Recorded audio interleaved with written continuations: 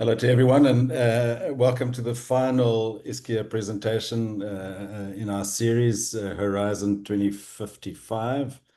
Lungelo has the distinct pleasure of closing up the thing with our 20th, I think it's our 20th lecture or session.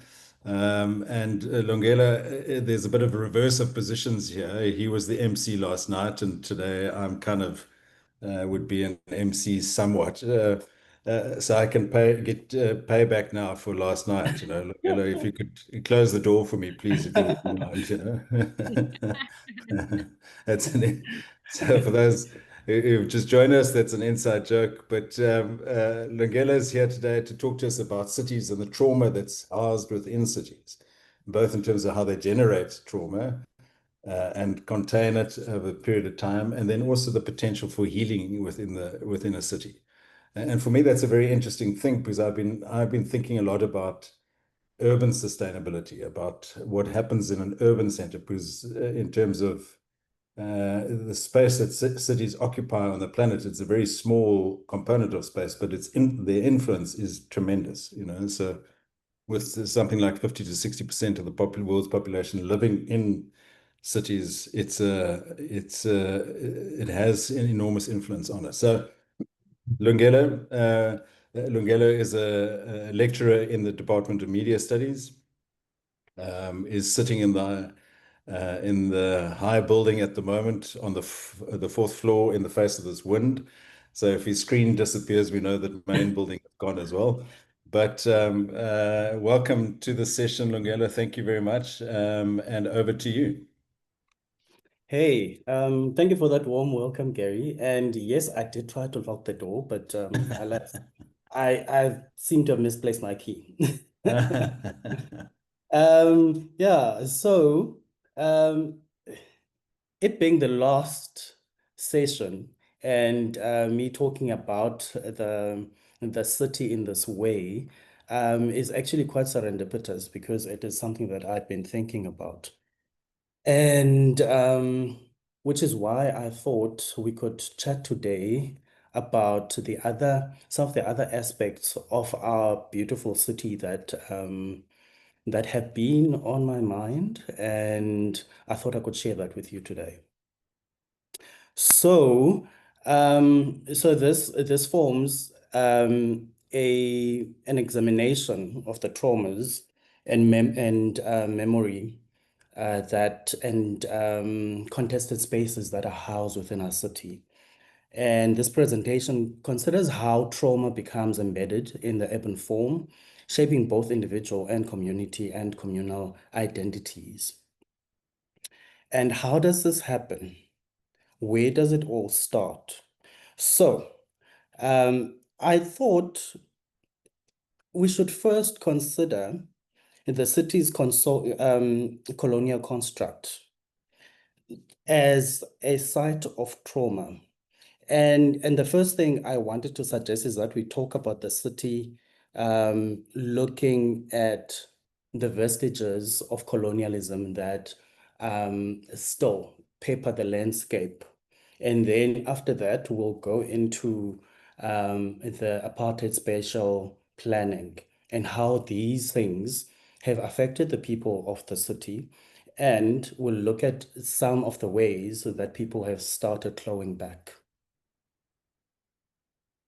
So, the concept of narcissistic power of the city over people can be understood as the city being a complex system that can exhibit dynamics associated with narcissism, such as self-interest, control, and a lack of empathy. This I found interesting because none of what I've seen that people talk about actually touches on how the city itself started as an import from Europe, right? And how Europeans, in their rush to colonize the world, exported the cities to the rest of the world and started importing their commodities, including people, right? Um, with So there's a couple of things that I want to put down here. With the city being a colonial construct, we first have urbanization, which is the big one. In the 18th and 19th century Europe, which saw a massified export of cities to colonies. So the emergence or the emergence of the 18th century colonial power moved into new lands and they exported cities but imported commodities that they found there. And in doing this, in many ways, to import the commodities that they needed to feed themselves, they needed to export the city. Export the city to colonies and import the commodities or to the colonizer, to Europe, as it were. So in essence, they were like, look over here, right? While we take over there.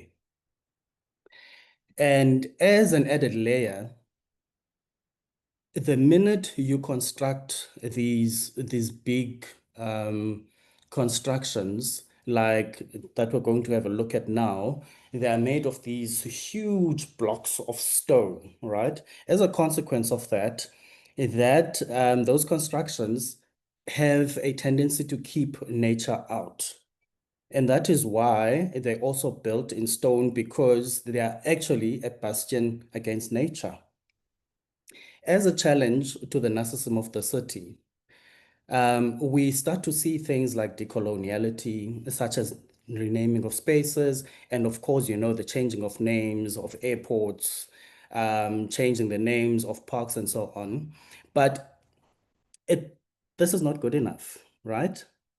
What we also need to think about is that these spaces also carry certain rules and regulations pertaining to how they can be used and what can be done there, how we need to comport ourselves, how we even need to dress in these spaces, right? The idea is to refuse and repurpose these spaces from what they were and try and turn them into living spaces, try and turn the city into a living space, as it were. They don't always live according to the old rules, right? When people start moving in and start doing things in ways that contradict the original idea of what these spaces were meant for. And then these changes then start to challenge the narcissistic power of the city over the people. So it's quite an interesting take to look at because if you look at colonialism and the narcissism of colonialism, you then take the added step and look at apartheid as well. Because they needed that layer of narcissism. Both systems actually needed that layer of narcissism to make them work.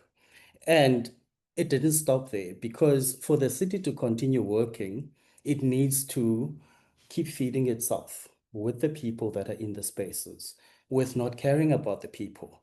The people are just there to feed the system, as it were. And if we look at how the colonials achieved this, they used systems like the church, the library, the schools, to teach people how to be like the colonials, right?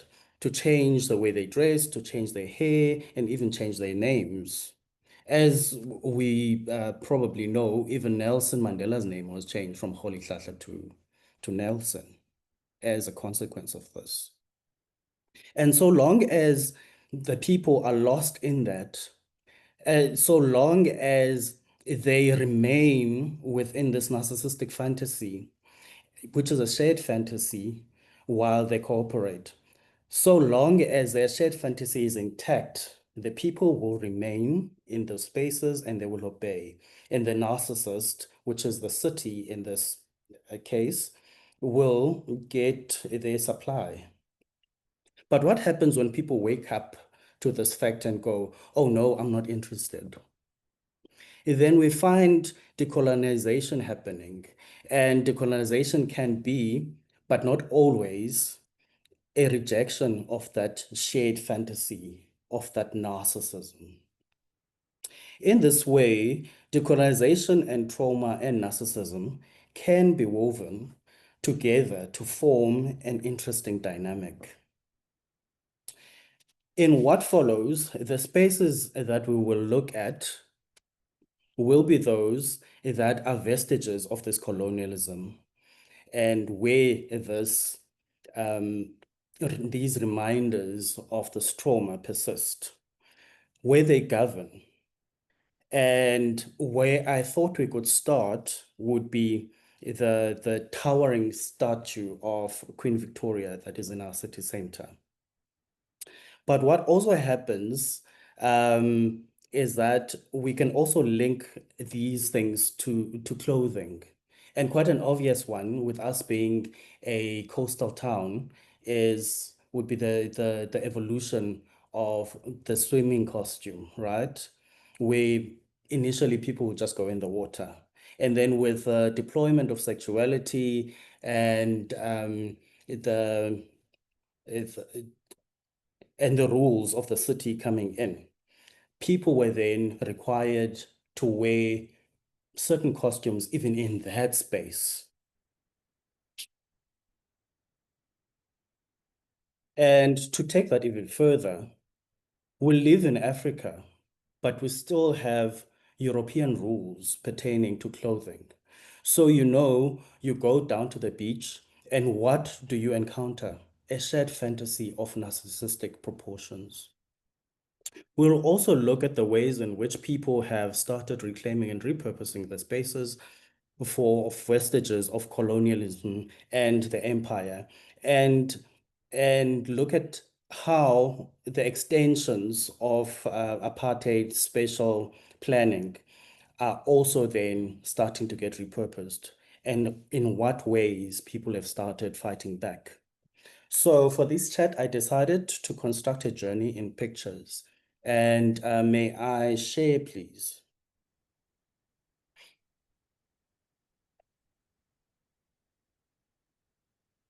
So we're on slide 2. Okay, so as I said, I decided to construct a little journey for us in pictures. We can skip to the next slide. Here, the city is not just a backdrop, but an active participant. Next slide, please. Okay, so this first slide speaks to the colonial legacies. It's a juxtaposition of the Donkin Reserve with the colonial houses that are peppered all over our central hills. We can skip to the next slide, which speaks to those huge chunks of stone I was talking about, and the public library, where we see Queen Victoria looming large over her subjects. And then we can skip to the next slide. And then on the right-hand side of Queen Victoria there, we can see the first church that was laid on Port Elizabeth soil. I think it's called St. Mary's. It's an Anglican church, and the first stones were laying in 1825, and it's 205 years old. We can skip to the next one. And then this shows a bit more detail of the ornate work of the colonialists and how imposing the wrought iron work and the stone work is once you move up close to it. And then we can move to the next one. And then here we've got a picture of Fort Frederick. As I may have mentioned, in my conception, I thought of the public library and the fort and the old churches forming a triumvirate of this colonial power that we're talking about. And then we will revisit these spaces and see how people have started like repurposing them. We can move in. Next slide, please. And then some more detail of what happens inside the fort. You can see the old cannons, and if you move closer to the edge, you can actually see quite a bit of the Bay Area. Can we skip to the next one? And I thought it was quite interesting how heavy the doors to the fort are, which speaks volumes about the fort actually being this last standing bastion of colonial power that is still looming large over the landscape. And if you look through those doors, you see what is a pretty modern building. Can we skip?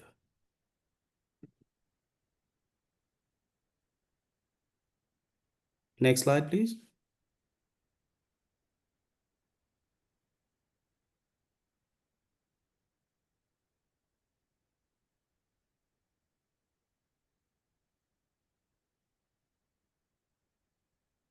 Okay, maybe I should continue talking. I think Andrea's frozen or something. Okay, so the doors, the other thing that I noticed was when you walk in there, the doors are so large and you need quite a bit of force to open them, which also speaks to the strength and the power that they impose over the peninsula or over the landscape, you know. And then the next picture is of the city hall. And it's also quite an imposing building. And the history of this place where it was a oh, did you skip now? Well, back to St. Mary's. And if you look at the interesting um architecture, it also resembles the fort. It also resembles the public library with the Queen Victoria statue. Can we skip to the next one? Next.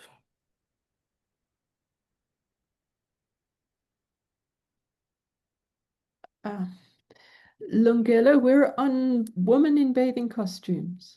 Yes, this speaks to the deployment of sexuality that I spoke about, where people then had to wear things in order to buffer themselves from the swimming in the ocean, which is the most natural thing, which then links to the architecture being a buffer against nature. So I thought that was an interesting link. Can we skip? And this is what the men were wearing. Next slide. And then I thought for the apartheid spatial planning, I went to one of those men's hostels, right? Remember during apartheid, people used to be brought into the city as labor. So they needed spaces for them to live. And these spaces are still there, and some of them have been changed. We'll see later on how people have moved in and changed the spaces. Next slide, please. This is some more of the structures that you find within the compound of the men's hostel. Can you skip? And then this is another interesting layer within the apartheid machinery and the trauma that it brought. These are some of the beer halls that you would find in townships. The system of the beer hall was introduced by the apartheid government, I think in the 1940s and 50s, to regulate the mamas in the townships from making their own brews, and they were not allowed to sell them within their own premises and their homes. That was deemed illegal. They had to go sell them in communal spaces. That was also another added layer of control and segregation. And interestingly enough, during that period, Black people were not allowed to purchase or to drink the white man's liquor, wine, and all of that stuff. It was only in 1962 that the 1928 liquor law was repealed. Next slide, please. Here, now we start to see how people are moving into these spaces and they're repurposing them. And this is a hustle and bustle that you find now at the foot of good old Queen Vic. This is how people have turned that space into a market, and they're now moving about. You often see students walking up and down. There's a lot of student accommodation places around there as well. What I was hoping to find, I didn't find, was a couple of mamas selling oranges, maybe at the foot of the statue. That would have been fun to see. Next slide, please. And then other ways that people start to push back against these towering buildings is the use of graffiti and art installations. And you start seeing that people are starting to put their own stamps into these spaces and starting to make them their own. Next, please. Interestingly enough, if you look to the left-hand picture, you can see that is the corner, the right-hand corner of St. Mary's, the first church of the city. And right next to it, now you find the Church of Scientology looming large right next to it, which I thought was a very interesting juxtaposition. Next slide, please. There we go. It looks like the Waldorf Astoria or some fancy hotel. And if you look at the third image, it says all are welcome. Next slide, please. And then here's another image. This one is of people repurposing Fort Frederick.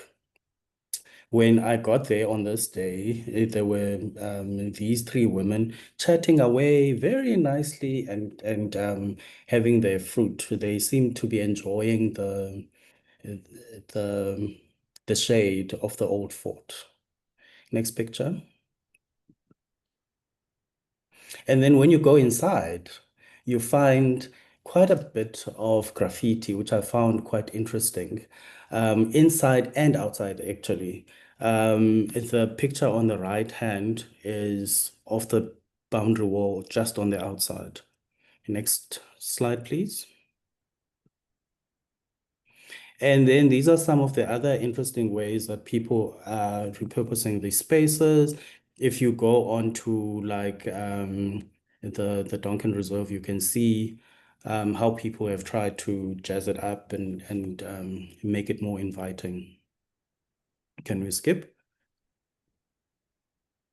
And then this is some of the ways that people have commercialized the spaces within the men's compound. Now you get family units there now. You get people running businesses. It's become an economy of its own. Next slide, please. And these are some of the houses that you find inside there. I found it quite interesting that you find an old structure next to a very modern looking one. Next slide, please. And then these pictures of the old farmhouses. This is out in Vierplas. So I thought it was also quite interesting because they've turned a lot of them into these grand houses and some of them into businesses like these. Next slide, please. And then these are the beer halls. I found four, particularly in New Brighton. This is the first one. This has been turned into a judo dojo. So kids go in here and they're taught martial arts, which I found was quite interesting. Next slide, please. And then this one was turned into a nightclub, an eatery by day, nightclub by night. Next one. And then this one is in the red location, and it was turned into an accommodation, a lodge. Next slide, please. My favorite, this is the Mendi Art Center. It's been turned into quite a welcoming space of art and expression. And it's quite beautiful even inside when you go in there. And the next slide. That is a picture of my partner in crime, my 5-year-old nephew, and that's it. Thank you.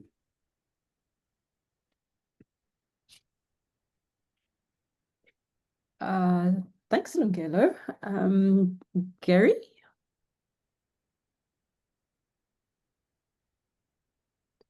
Okay, looks Is he there? yes. Lungelo, I'm glad that you ended off with Mendi Art Center. It's a fantastic space. I don't know if you've been inside. We had a meeting there previously this year, or last year actually, and it's a really rejuvenated space and turned the whole beer hall thing on its head. I was wondering, you'd also spoken about how a city can be healing. Do you want to give just some thoughts more on that component of how can a city heal? And particularly if you look at our city, I mean, how do we? Yeah, so one of the things that occupies my mind is how do we undo that apartheid or that colonial legacy? So it wasn't just apartheid, it was colonial. How do we undo that? You know, so like New Brighton was created before apartheid, long time Yeah, before. I think in Uh, 1902. yeah. And I don't know if you know how New Brighton was created. So there was a plague. There was Yeah, a plague in the city, and the township used to be Mill Park. And the plague affected black residents, and so they decided that white residents would be treated in the clinics, but black residents they would relocate. And Causton and New Brighton were the two areas that they yeah. relocated. So they started this entire new township And the for red location. Yeah. yeah. You see, this is why I asked you to close the door last night. So, interestingly enough, in my readings about trauma, I picked up that it's not really about the thing that happened, but it's about how it affected the people that were affected by the thing that happened. So the healing needs to start at a nuclear level with the people, right? And how we treat each other and how we then that then translates to how we treat the spaces. And the spaces starting with the old ones and us deciding how it is that we want to repurpose them. I don't feel that there's any need to be tearing things down. All we need to do is to figure out how to use our resources equitably, including the resources that we find within the environment. Yeah, so I mean, I think it's a very interesting concept, you know, because the red location, the backpackers that you showed there, is right Yeah. next door to the Red Location Museum, which Yes, was a yes. fantastic museum that was created and is Mm, now a derelict shell mm. because it became a site of protest for the local community. And I was just wondering, you know, when you go through the township, you feel you don't feel the same way as if you drive through a suburb, you know. No, And so if you're a kid in the township, growing up in the township, and you go to the suburb for the first time, what does that juxtaposition do to you? I mean, you know, what is it?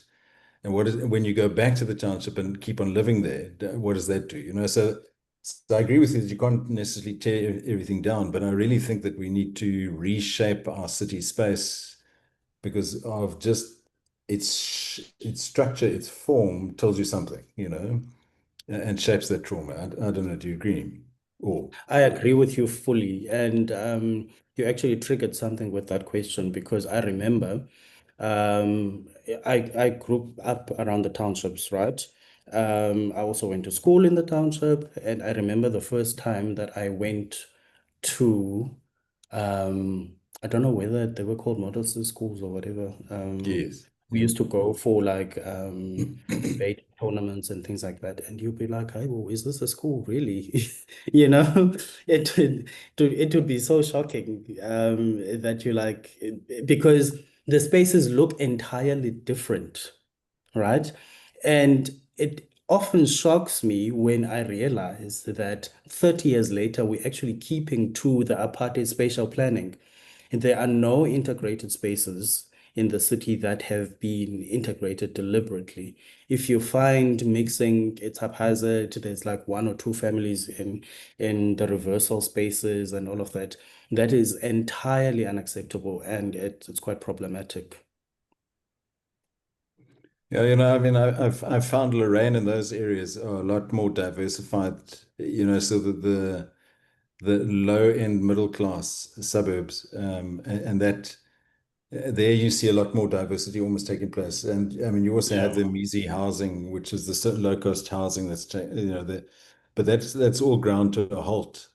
And I was just, I mean, to your point about how cities create trauma, is the layout of the city does that, and It does. It does. um, I just wonder if we're repeating lessons that apartheid was trying to ingrain in us. I see Janet has a hand up there. Janet, you want to come in? Hi. Hi, yes, thanks so much. It's so interesting.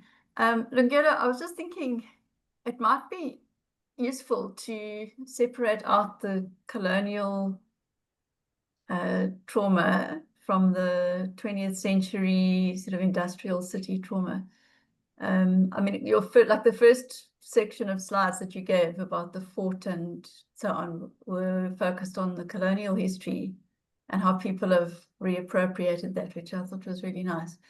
But I think the township history you should think of maybe in terms of the industrial city and the 20th century way in which the city controlled labor, which is something which we've explored a lot. So it wasn't actually a primarily migrant labor population, although it's quite interesting. I mean, that Kwando Kwenza hostel is it's a particular site, but it's not actually representative of the way in which the city dealt with labor. Anyway, it's an interesting debate. But I also thought the thing about integration is that the social housing is a very deliberate policy to do that, to create these spaces, the social housing policy. So it's Walmer, Fairview, Salisbury Park, etc. The inner city, the projects of the Nelson Mandela MBDA in terms of Parliament Street and Brooks, what's the other one called? On the other side in Richmond Hill. I mean, those are all deliberate efforts to create these new spaces, which have worked to some extent. And I think that's quite and Mendy Art Centre as well. That's a municipal intervention to use that old building. And I think that is quite different from people appropriating infrastructure and contesting it, taking over spaces and so on. I mean, there are quite specific government policies to do these things. And then there are grassroots, like people just taking over things themselves. So I don't think you really made those distinctions in your reflection. Yeah, thank you for that.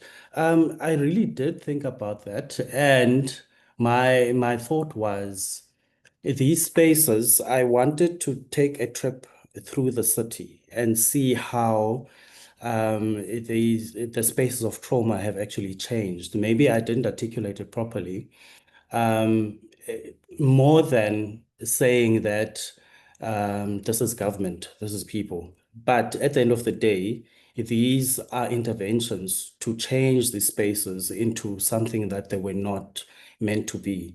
Because, for example, if you start using the area around the Queen Victoria statue, for example, right, and you have people doing the whole hustle and bustle, Queen Victoria is not there anymore, even though she is there physically. Same as the beer hall.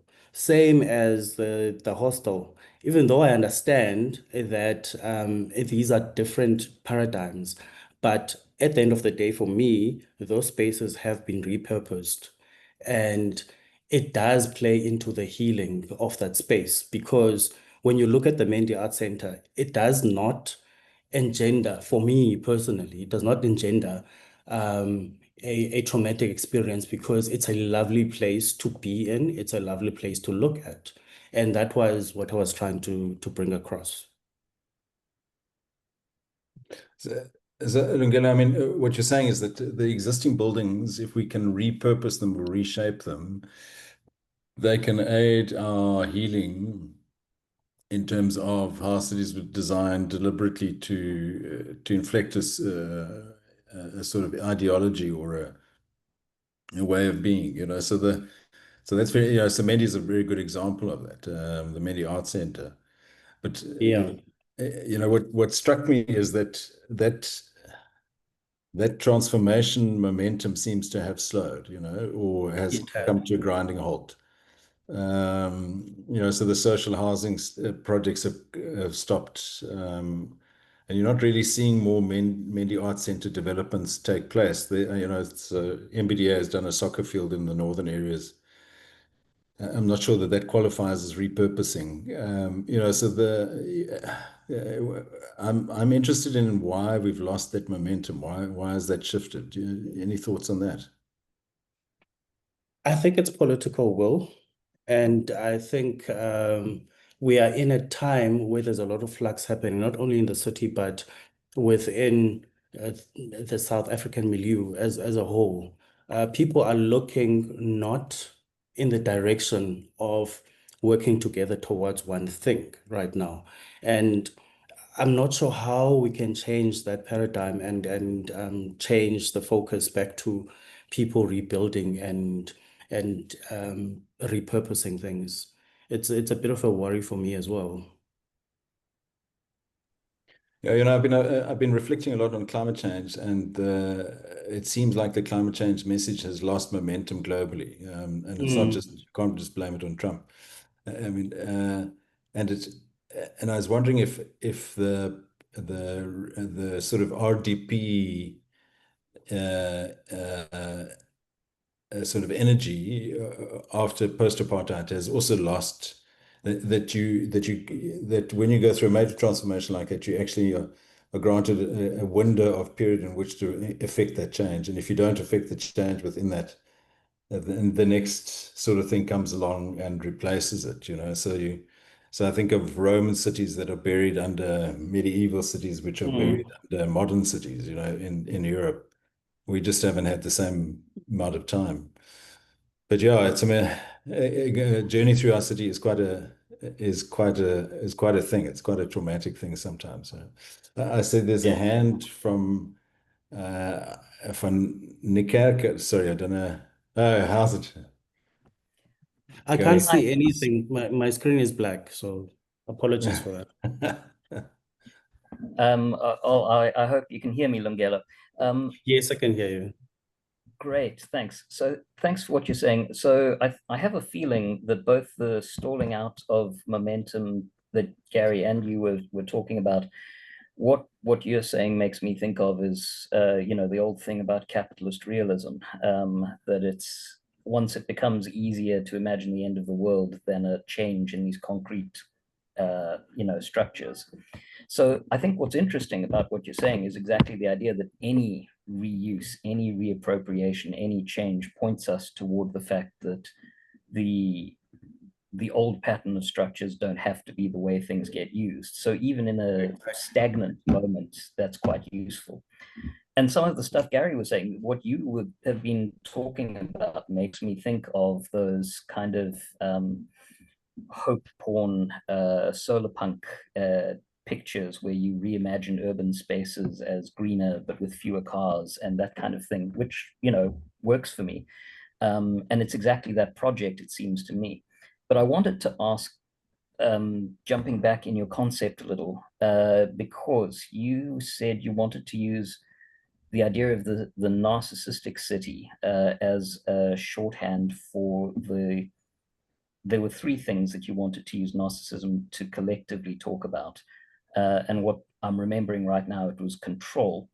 So I was interested because choosing that, I have this initial move where I'm a little worried about concept creep about what narcissism means there, but I'm happy enough to go with you, or I'm interested to see where you go with it, because what struck me as interesting about that is that instead of just saying like this is an instantiation of a McLuhan technology or some other thing, the idea of a narcissistic city is that it's imprinting, there's some sort of personality, there's some sort of thing that centers and holds our attention. So it's not just an abstract technology that forces us to think certain ways. And that's interesting because it suggests that there's momentum about the personality of the city that goes on. So I wanted to push back and ask how much weight you want to put on this idea of narcissism in framing it. And also because I was thinking when you mentioned the idea of, the city, this idea, this conception of the particular British stamp of city that came with a particular empire, I was immediately thinking about, West African city-states that got erased so that these things could be stamped on seem to have had different models. They were huge and sprawling, but they seem to have been designed on different grounds. And I wondered whether this is about the idea of imposing different kinds of personality into urban spaces, that they were contesting personalities that narcissistic draw can pull. But I suppose what I'm saying is, I wondered that because I wondered if that's some of what you meant by narcissism, and I wanted to push you to see if that is what you were thinking or something similar. Yeah, thank you for that. I was thinking more in terms of the elements like a lack of empathy that we're seeing more and more. I know you spoke about the control. Yes, there's an element of control, and there's such a draw towards self-interest, right? And for me, that just pushed the angle of personification, and I thought of what kind of person would that be, right? And it also does play on the idea that the city will draw on whatever it is that is available, even the people, to keep itself moving. But then what happens when, like the sprawling cities that you mentioned, when an outside power comes in and pushes back on that and levels everything down and puts its own interest on top of what was there. So I found the idea of putting, I don't know, elements of wonder and wondering if there's actually some sort of pattern to these things. Is there some sort of an idea of a greater thing at work? I don't know if I answered your question. No, I think what you're saying is interesting precisely because it suggests something else, that the opposite of this indifferent manipulative city is a city that shows empathy. And that's interesting because what you're showing by contrast is the idea that that's where we start looking. What does it look like for a public space to be empathetic? I think that's a really interesting guiding question. Thanks. Thank you. Glenn, I see your hand. Thanks, Gary. I see my video is not coming up again. Lungelo, thank you for this beautiful visual tour of how you walk through the city and try to make sense out of it. I'm struck by listening to you and speaking about a narcissistic city. I think of Cape Town that way, and I was born in Cape Town, but born on the Cape Flats. But Cape Town has a very particular way of presenting itself to the rest of South Africa and to its global citizens, but doesn't give a damn about people from the Cape Flats and the townships. And you see this, and every time I go there now, I don't go there any longer as somebody who comes from there, but I feel like that I go there as a visitor, and I see the city as a visitor and from someone who grew up there. And I just think, what a tragedy. And so I was struck by the way that you use the images also of the bathing costumes and the architecture, because I get what you are trying to say. There's this sort of strange juxtaposition about modesty. You must cover the body. You don't need to show all that. You don't have to be an exhibitionist. And then the flip side of that is this grandiose and verbose ideology about the architecture and the building and the idea of a splendor. And then telling people of color, you need to just live in modesty. You see, don't worry about trying to mimic what we as Europeans and European descendants have with our grandiose way of pleasure in a life. So I think you add something really beautiful here. Not everybody will get it, because it is about the lived experience one has, and the lenses, the eyes one looks at the people around you in the city, and the actual city takes on an identity, this personification, as you are speaking about. So I just wanted to say to you, I think it's really interesting stuff. And I'd like to hear your thoughts just a little bit more before we close about this thing, about what I've pointed out, the modesty and the grandiose, which is a feature of narcissism, of course. Thank you.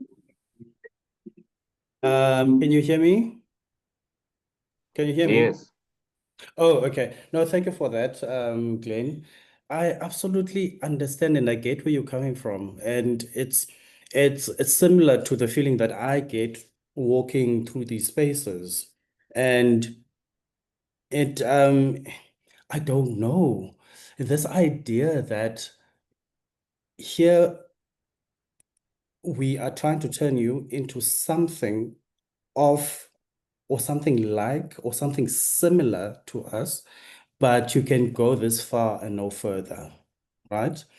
You can have these brick houses, but yours cannot be as grand and as large and as with sprawling spaces like we do. You must be satisfied in your small little corner with your narrow roads because you'll never have big cars, right? So that is the kind of message that I was trying to put through.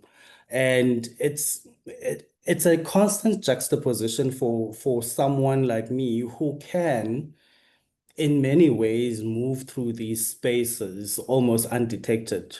It's a very interesting vantage point, and it does shock one when that moment comes and something clicks. So I absolutely thank you for that comment. Thank you, Glenn. Great. Lungelo, I just wanted to add on that thing with the costumes. I don't know if you're aware, but we in our city, we regulated where you could swim, and we regulated it not just on the basis of race, but also on gender. So women couldn't swim at the same time as men. And there was a men's bathing club and a women's bathing club. So where the harbor is currently, the PE harbor was a bathing house.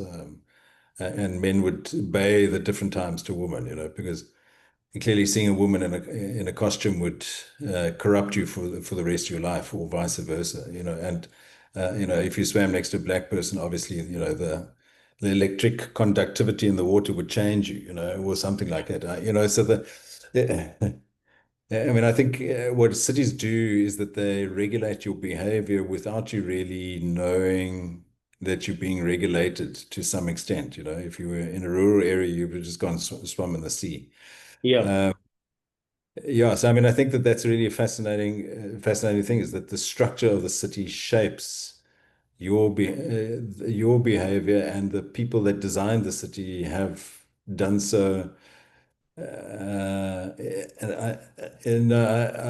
look at the city in terms of the highway, and I wonder whether those engineers understood what they were doing when they were splitting off the harbor from the rest of the city, because they effectively killed the link to the sea by doing that, and the moving of Southend and whether those engineers were just doing good engineering at the time, or whether they were actually doing societal reconstruction.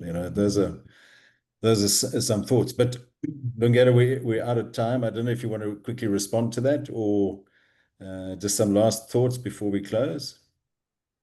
Those are actually quite some interesting musings. Thank you, thank you for that, Gary. And it also links to the male and the female swimming costumes that we had in the slide, which is very clever, Dr. Gqeberha. Yeah, it goes to that whole spatial planning idea, and I often think of how do we then, is there any way to reverse it? I don't think there is. But what do we do? We are here now, right? What do we do? How do we move forward? How do we then uptick the momentum of these projects and the interest within society? Because right now it seems society is just pulling in different directions. And I'm just not sure how to like refocus that and repurpose the spaces using that momentum, you know?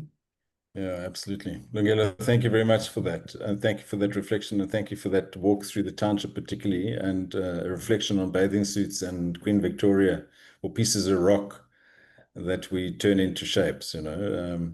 I think that that is rather useful. And in terms of cities, how cities shape us, and how, you know, and just a last thought is, if you think of Dubai, I don't know if you've had the chance to go to Dubai, but Dubai is basically a new city. It's a greenfield city. They've created it to a large extent from nothing. Whereas our city isn't greenfield, you know, and Cape Town isn't greenfield. They're brownfield sites, if you want to use that terminology, that have been adapted through the period. Yeah, so thank you for that, Lungelo. That was really awesome.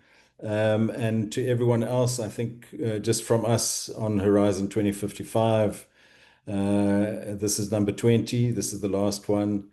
It's really been a fantastic journey. And just for those that were at the exhibition last night, it was just amazing to see how everyone's contribution just kind of pulled together into something really, really special, you know, a sort of emerging property, you know, of the complex system, just to get my little complexity plug in there, you know, right at the end. But yeah, Andrea, back over to you, and Lungelo, thank you very much for that input. Lovely to see everyone smiling. Yeah, Gary, thank you.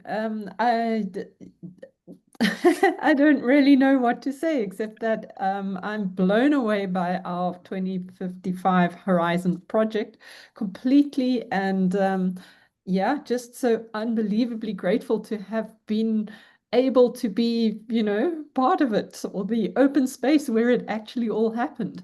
So yeah, I mean, I suppose we should do a big thank you to everyone who's ever been in the seminar, and to all our regular participanty people and all of that. So indeed, thank you. And I hope that this project will not stop with our exhibition week, but I can see all sorts of threads going out all over the place from the project.